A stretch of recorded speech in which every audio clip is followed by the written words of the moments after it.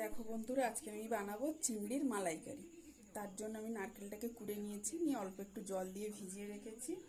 আবার একটু জল দেবো, দিয়ে ওটাকে দুধ বার করে নেব।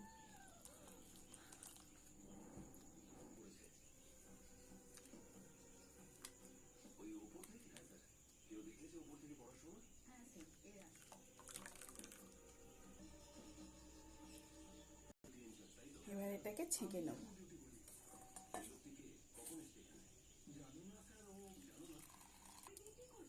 দেখো বন্ধুরা, ছেঁকে এগুলো বের করেছি, আগে তো বের করে রেখেছিলাম। এবার এটাকে নিয়ে কড়া আমার গরম হয়ে গেছে, কড়ার মধ্যে দিয়ে দেবো তেল।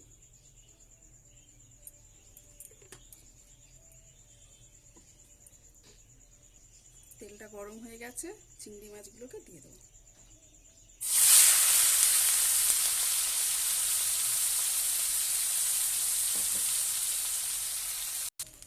চিংড়িটা ভাজা হয়ে গেছে, এবার এটাকে তুলে নেব।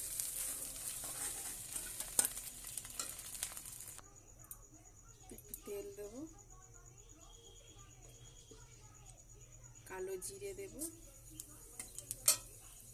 কয়েকটা কাঁচা লঙ্কা দিয়ে এটাকে ভেজে নেব।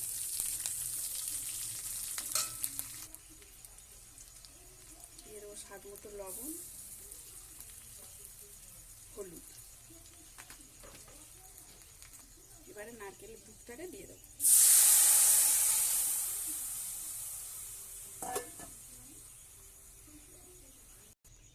ফুটে গেছে, এবার চিংড়ি মাছগুলোকে দিয়ে দেবো।